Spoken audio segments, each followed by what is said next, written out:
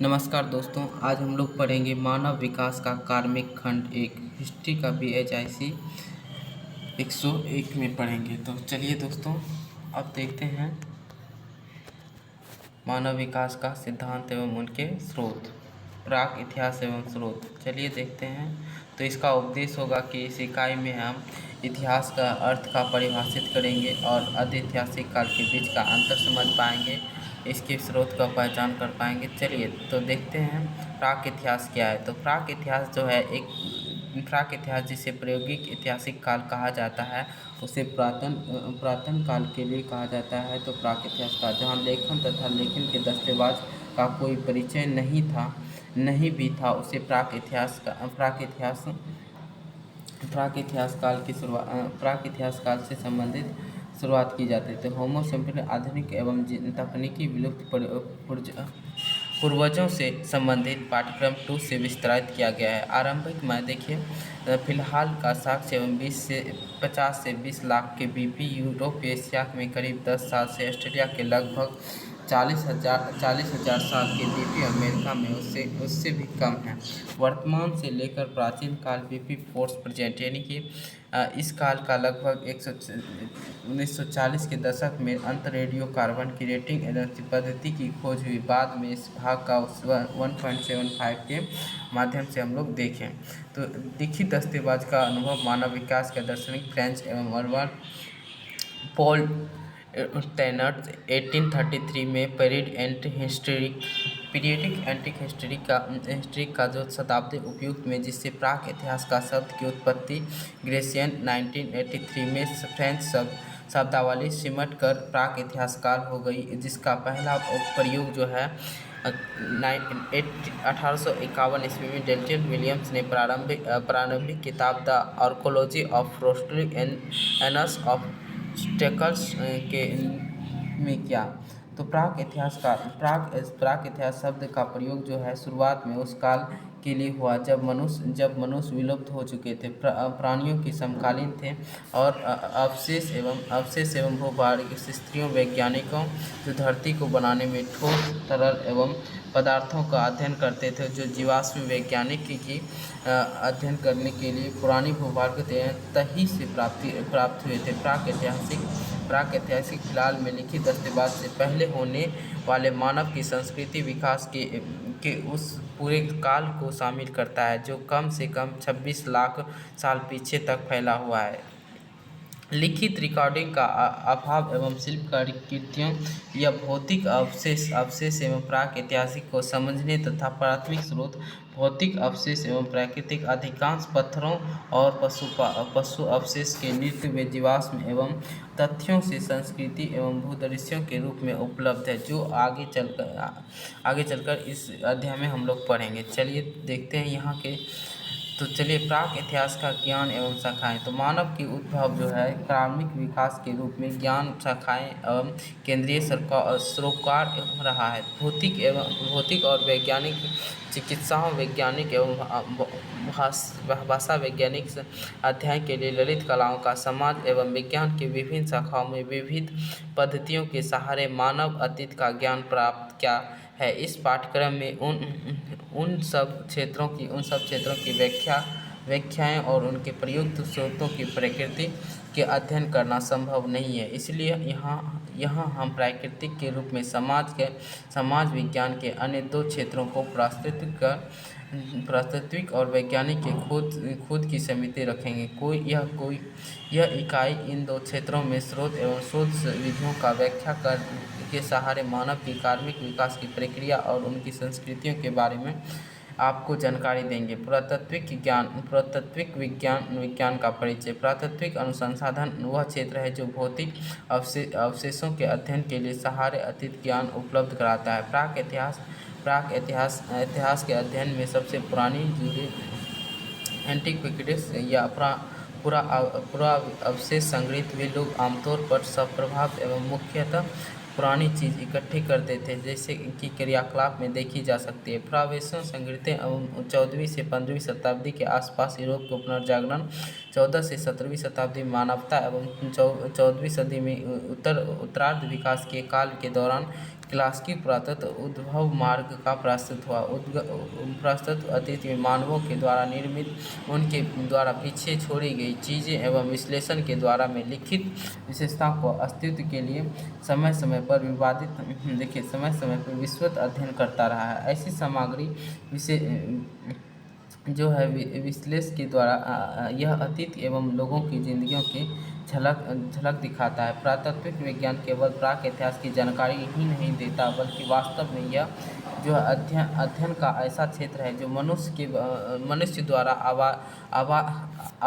आबाद सभी काल एवं अवधियों को, भौगोलिक एवं झलकों को शामिल करता है। यह शोध की इस पुरातात्विक प्रणाली का विकास एवं साथ में पुरातात्विक वैज्ञानिक के व्यक्तित्व, परिवारों एवं सामुदायिक जीवन के परिचय भी देता है, जो अन्यथा लिखित दस्तावेजों में अदृश्य है, जो कि नहीं दिखाया गया है। पुरातात्विक शोध एवं उसकी पद्धतियाँ, जो अतीत की शिल्पकृतियाँ थी, उसके इतिहास में प्रतीक स्रोत है। शिल्पकृतियों का मतलब मनुष्य द्वारा प्रयुक्त शोध एवं निर्माण वस्तुएं, जो कि फ्रेंचू देखिए शिल्पकारियों की कुछ जैसी वस्तुएं हैं, तो पत्थर की अनर्गल या सुरग अवशेष जो हजारों लाखों साल पुराने हैं। देखिए ये सब लाखों हजारों साल पुराने हैं।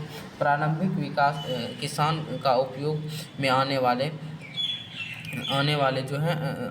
हो सकते हैं। टूटी हुई हड्डियाँ देख सकते हैं यहाँ पे, और कास्ट का अवशेष, बने हुए वस्त्र, बुने हुए वस्त्र आदि का जो है अवशेष मिले हैं। तो मानव का कर्मिक विकास धीरे धीरे, देखिए ये पत्थर सब हो गया।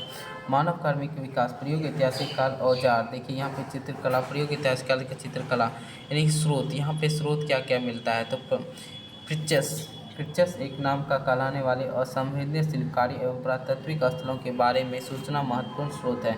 फीचर्स मिट्टी के धब्बे एवं स्टेन जैसी चीज़ों को शामिल करता है, जो बताते हैं कि यहाँ किसी समय भंडार के गड्ढे एवं कचरे के ढेर का संरचनाएं यह बड़ा आदि स्थित थे। इसी तरह के जैव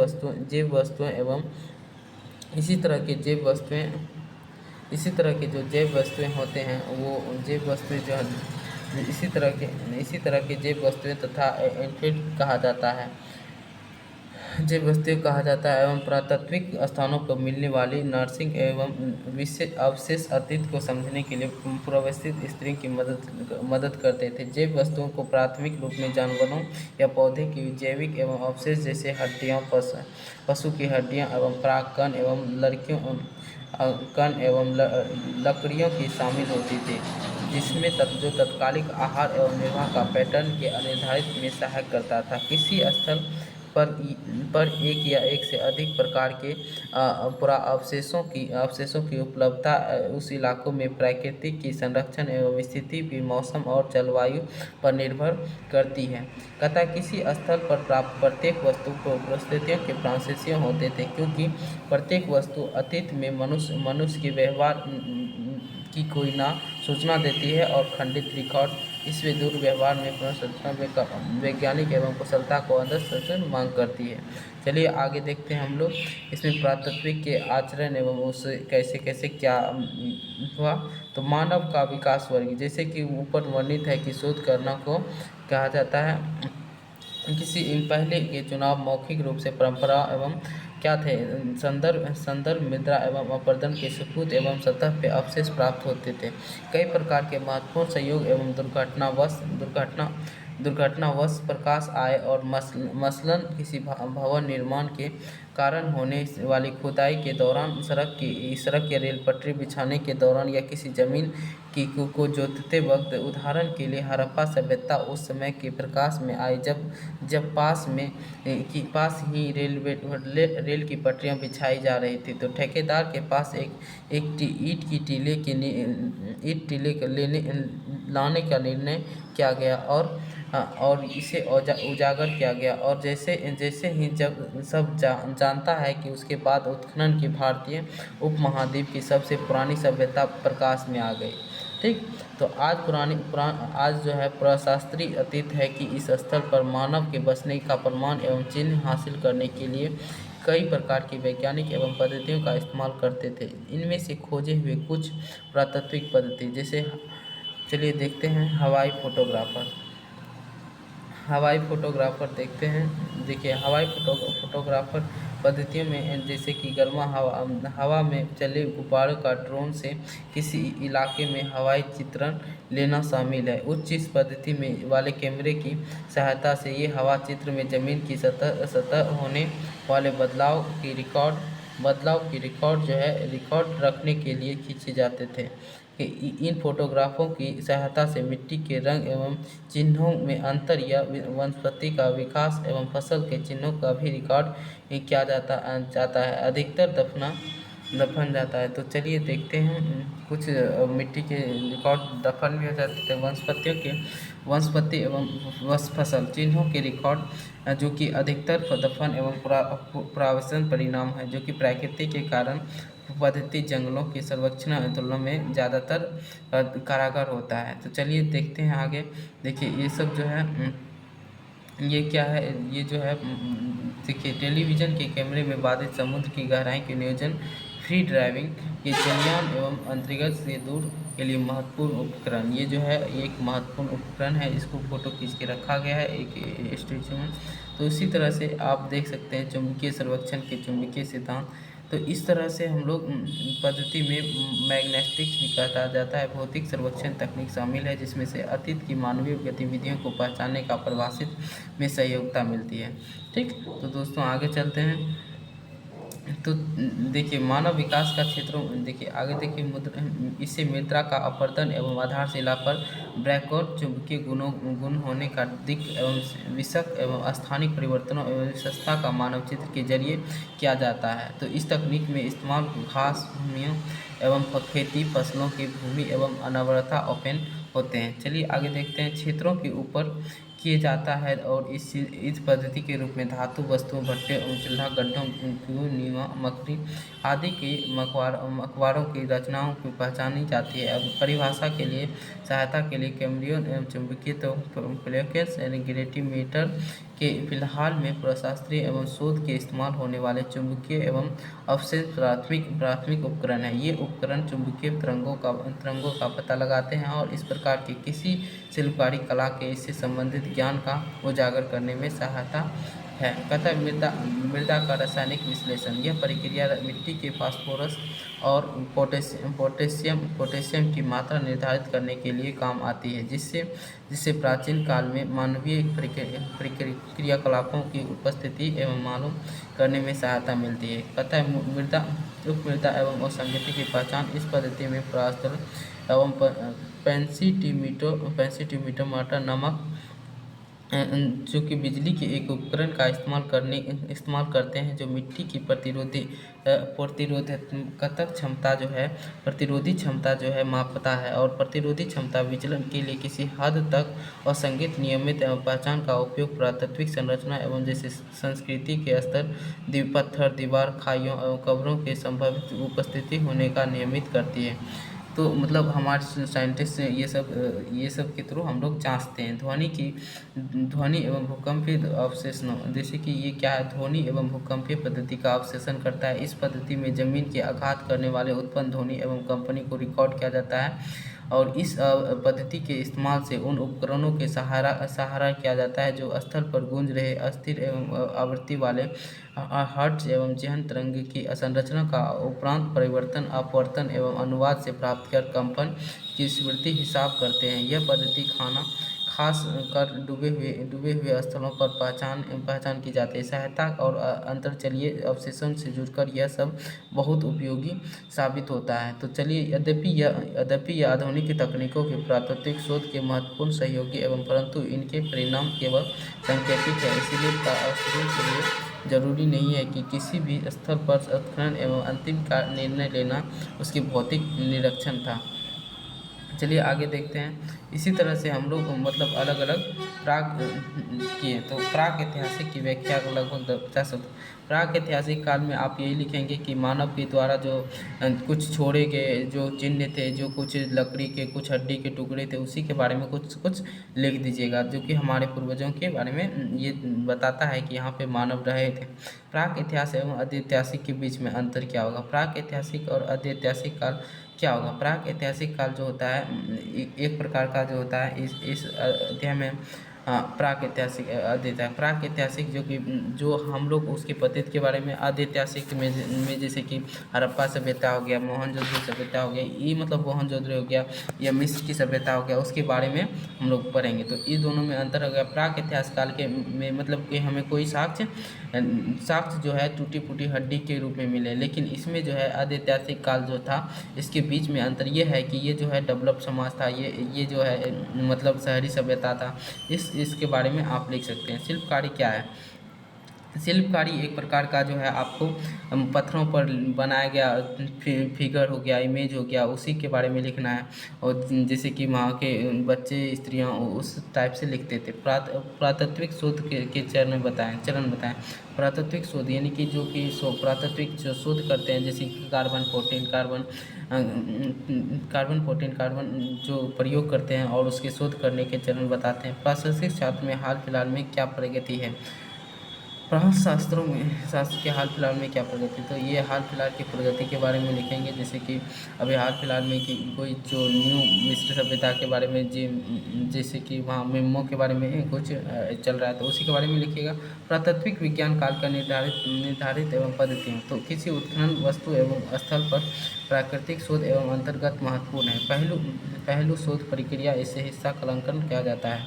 तो चलिए देखते, किसी उत्खनन एवं वस्तु के स्थल एवं काल निर्धारित पुरातात्विक शोध के लिए अत्यंत महत्वपूर्ण पहलू है। शोध प्रक्रिया को इस हिस्से का कलांकन कहा जाता है, इसीलिए इसे रिकॉर्ड और कैलेंडर के अभाव में सही या आक्रांत तकनीकों की उपलब्ध नहीं थी। आरंभिक शास्त्रियों में से बहुत कार्मिक एवं अनुकार्मिक निर्धारित कठिन है, लेकिन जरूरी कार्यभार था। इसीलिए आरंभिक पुराशास्त्रियों में मुख्यतः अध्ययन एवं दिक्काल में प्रक्षेपण प्रोविजंस का अवस्थित करना था और सालों साल पुरातत्व किसी भी संस्कृति एवं शिल्पकारियों हेतु के वास्तविक एवं सन्निकट काल निर्धारित के लिए विभिन्न विधियों का इस्तेमाल किया गया। कुछ बहुप्रयुक्त विधियों इस प्रकार हैं। एंडोकॉर्गेस्मिक, यह पद्धति वृक्षों की प्रतिवर्ष बढ़ने वाले छल्लों की संख्या एवं जलवायु के कारण उसकी मोटाई होने वाले परिवर्तन को विश्लेषण पर आधारित है। परंतु वृक्षों की सभी प्रजातियों की जलवायु परिवर्तन एवं एक प्रभाव नहीं है पड़ता है, जो कि कलंकन की इस पद्धति को सीमित करता है। साथ ही किसी दिए गए इलाकों को डाट किसी दूसरी लघु जलवायु एवं स्वतः स्थानित नहीं किया जा सकता है। फिर भी वृक्षानुकाल इस्तेमाल कर क्योंकि उसके 80 लाख साल पुरानी लकड़ी के नमूने कलंकन संभव बताया जाता है। यह इस पद्धति के अथवा महत्वपूर्ण रेडियो कार्बन के थ्रू हम लोग पता लगाते हैं। रेडियो कार्बन C14 के नाम से जाने जाते हैं, जो कि यह पद्धति वैज्ञानिक अलंकरण की सबसे प्रचलित पद्धति है। यह पद्धति भी पदार्थ के नए अणुओं के कॉस्मिक उपकरण एवं उत्पादन आधारित पर रेडियो सक्रियता का क्षरण भी कहते हैं। कहता है कि कार्बन 14 का रेडियो सक्रियता क्षरण के पश्चात नाइट्रोजन 14 के बदलने में सबसे पहले औसतन 83,000 साल तक रहता है। इसके समय इसी जीवित वस्तुओं को साथ ही सागर तथा जल, हवा एवं प्रवेश किया जाता है। रासायनिक रूप में कार्बन डाइऑक्साइड की हवा एवं कार्बन डाइऑक्साइड का 20% एवं फलस्वरूप समाप्त जीवन का आधार है। संभवतः इसी सहारे हम लोग रेडियो कार्बन सही जीवों को समान रूप से प्रवेश करता है। तो इसी प्रकार पौधे एवं जानवरों को मारने के बाद रेडियो सक्रियता का क्षरण सहायता प्रदान करता है। तो चलिए, कार्बन 14 का उद्ग्रहण होने के लगता है अमेरिकी रासायनिक शास्त्री विलियम्स लिब्बी सबसे पहले रेडियो कार्बन अंकुरण इस पद्धति का उपयोग किया और अनुमान लगाया कि जो है इस नमूने का C14 का आधे भाग में अर्धकाल संरक्षण 55,068 साल लगता है। आधुनिक शोध बताया कि यह ज़्यादा सटीक आंकड़ा है, क्योंकि 5730 साल है। यद्यपि लिम्बी की पहचान सही है। तो इसी तरह से हम लोग इसको कर सकते हैं। तो आगे कार्बन 14 के बारे में बताया गया है। तो इसके हिस्से नमूने कर सकते हैं। नमी के गणना में निकाला गया तो इस तरह से 23,000 साल की शुरुआत से अंत तक केवल 16वां हिस्सा नमूना बचा है। तो डिब्बी की खोज 19 कार्बन-14 का प्रत्येक अणु बीटा कण के निष्प्रभ द्वारा आरक्षित होता है। यह गीकर एवं काउंटर द्वारा उत्सर्जित गिनने के लिए सफल है। यह पारंपरिक सिद्धांत के आधार पर रेडियोकार्बन का प्रयोग जो है अभी भी प्रयुक्त है। पुरातात्विक स्थलों पर होने वाले नमूने एवं साधारणतः जैविक परिणाम काल, चारकोल, लकड़ी, बीज आदि वृक्षों का अवशेष एवं मनुष्य जानवर की हड्डियां शामिल होती है। हालांकि कार्बन-14 लकड़ी या चारकोल जैसी चीज़ों को कार्बन के अंश में पाया जाता है तो इसे काल निर्धारित करने में सबसे प्रभावी है, लेकिन इस पद्धति में स्थल एवं स्तर की प्राप्त वस्तु को जिसमें कार्बन का अंश नहीं होता है वो काल निर्धारित उपयोगी में भी है।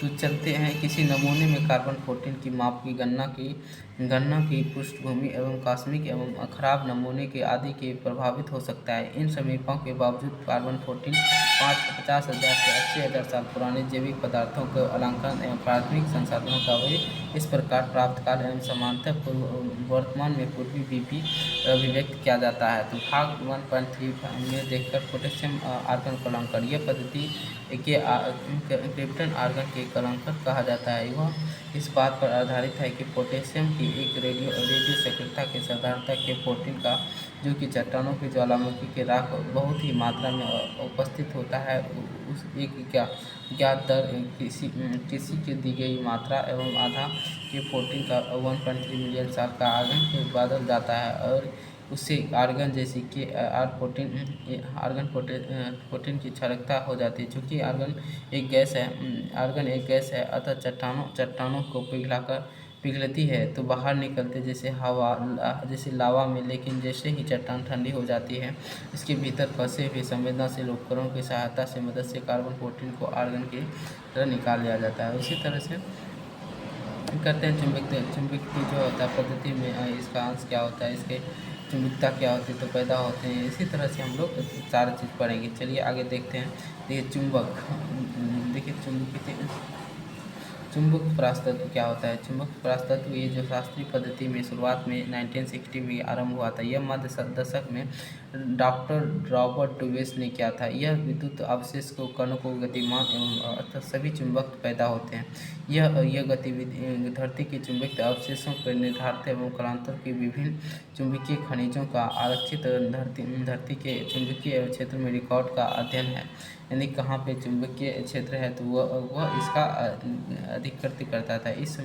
इस तरह समझा जा सकता है कि जब मुक्ति गर्मा होता है तो उसमें स्थित सूक्ष्मतम लोहे का कण धरती के चुंबकीय क्षेत्रों में समांतर अवशेषी चुंबकत्व हासिल कर लेता है। ये कण भौगोलिक ध्रुवों के आसपास ही उस स्थिति की ओर इशारा करता है जहां अपनी घूर्णन स्थिति चुंबकीय ध्रुवों की बार मृतिकी एवं ठंडी हो जाती है जब तो दोबारा गर्म हो जाता है। हालांकि लोहे उस चुंबकत्व को बनाए रखते हैं। तो कलांकत एक दूसरे की विधियाँ जैसे रक्षा कालानुक्रम एवं या रेडियो कार्बन का कलांकन के लिए इस्तेमाल द्वारा प्रयुक्त एवं जैसे चूल्हे हो गया, सटीक हो गया, काल निर्धारित में मिट्टी चुंबक दिशा को घूर्णन माप द्वारा चुंबकीय ध्रुवों को समय की स्थिति के बारे में चुंबक की घूर्णन के माप द्वारा चुंबकीय ध्रुव इस स्थिति को पता लगाता है। जबकि यह मिट्टी के आखिर बार जली थी और यह प्रक्रिया अवश्य भूचुंबकीय ध्रुवीय को VGP वर्चुअल ज्योमेट्रिक पोल कहलाती है। प्राशास्त्रियों में कई VGP इकट्ठा करते हैं और विभिन्न गतिविधियों को संयुक्त वक्र बनाते हैं जिसे VGP वक्र कहा जाता है। इसे वक्र के इस्तेमाल में मास्टर रिकॉर्ड की तरह किया जाता है जिसका हिसाब से किसी अज्ञात काल के नमूने VGP की तुलना में उसकी स्थिति बताई जाती है। तो मानव विकास का कार्मिक इसी तरह से पता चला जाता है। आभासी चुंबकीय परिस्थिति तद्भावना। तो चलिए देखते हैं आगे।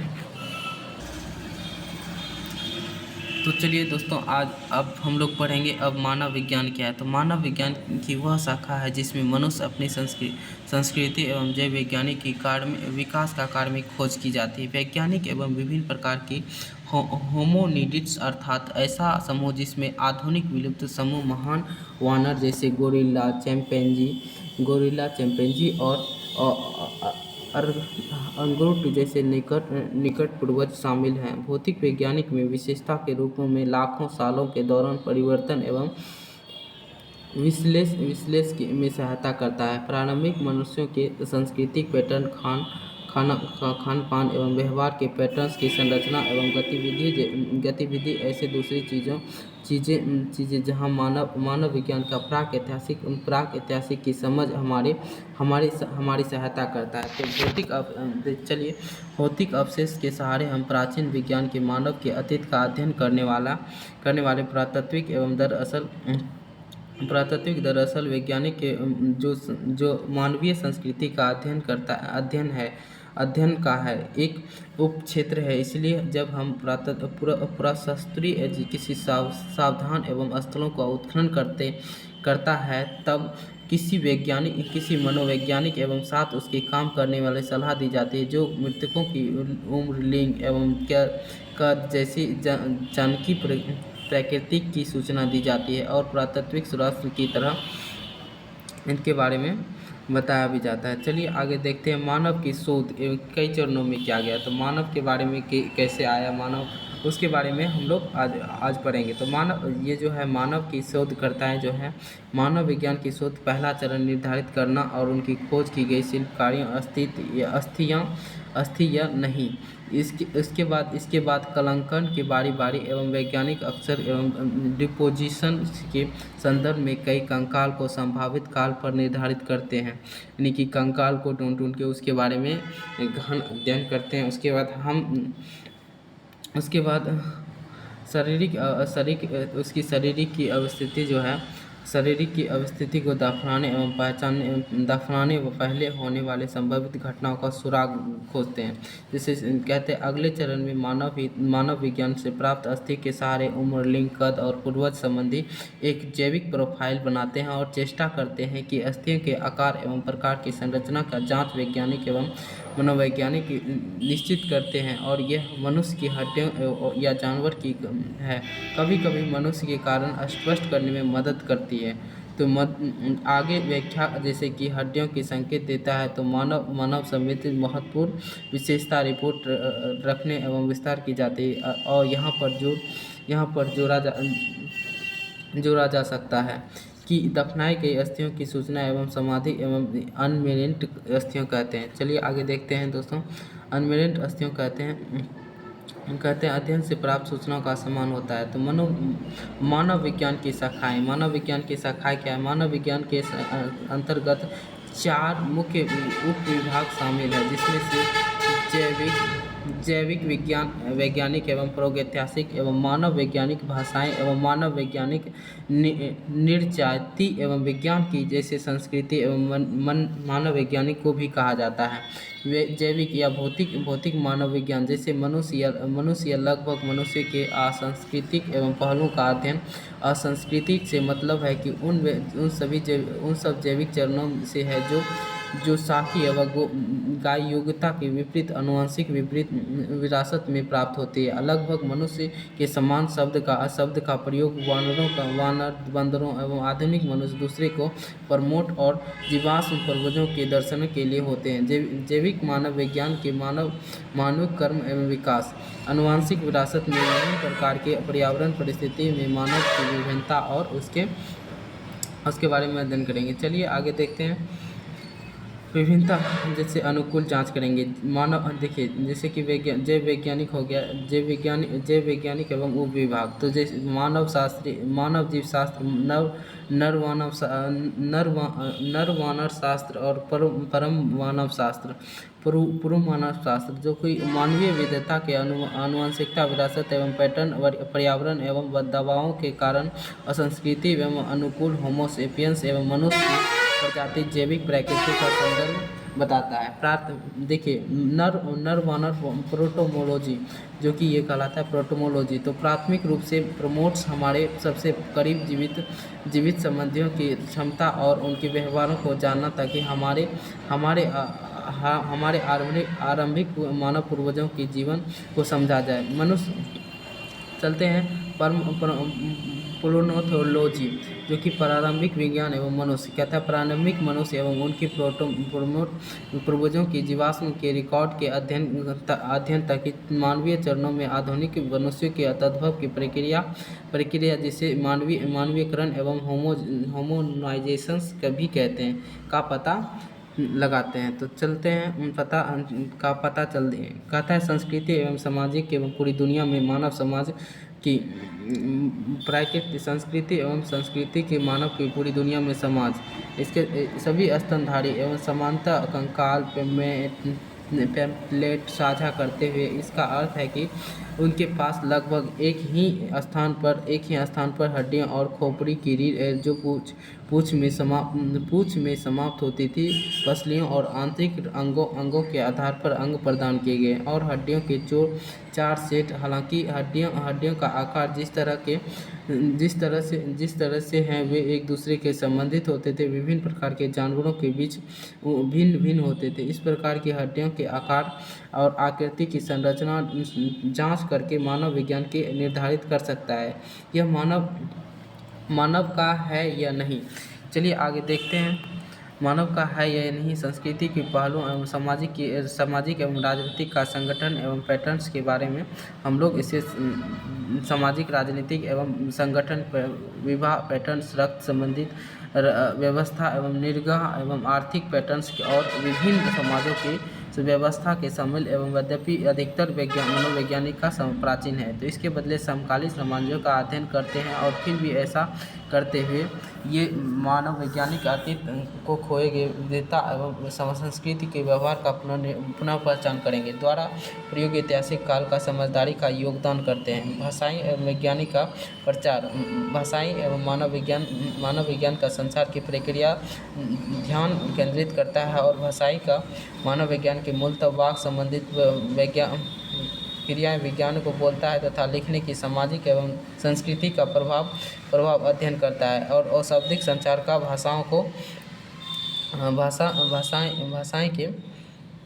भाषाएं के संस्कृति एवं प्रभावों का अध्ययन करता है। आंशिक शाब्दिक एवं संचार के रूप में संस्कृति संचार के रूप में भाषाओं का जो विकास की जांच करता है उसी संदर्भ में मनोवैज्ञानिक एवं प्राक इतिहास का प्राक ऐतिहासिक भाषा अर्थात शब्दों में आद्य भाषा एवं प्राचीन रूप में अर्थ विलुप्त हो गई भाषाओं को प्राचीन लेकिन वर्तमान में कई भाषाओं को पूर्ववर्ती रूपों में संबंध में लक्षण एवं व्याख्या करते हैं। इस प्रकार के वर्णित लक्षणों के क्षेत्रों के रूप में भाषाएं एवं मनोवैज्ञानिक प्राक इतिहास ऐसा काल जिससे कोई लिखित दस्तावेजीकरण नहीं है उसे समझने में योगदान देता है। चलिए आगे देखते हैं जो है अब आपका आ गया जो कि पुरातात्विक एवं मनोवैज्ञानिक में क्या अंतर है। पुरातात्विक जो है जो पुराने तत्वों को जोड़कर ढूंढते हैं और उसके कार्बन 14 की मदद से हम लोग उसकी रेडियो उम्र लिंग उसके बारे में हम लोग अध्ययन करते हैं। मनोवैज्ञानिक में क्या अंतर है। मनोवैज्ञानिक हम लोग जो सोचते हैं मानव के द्वारा सोची गई एवं समझी गई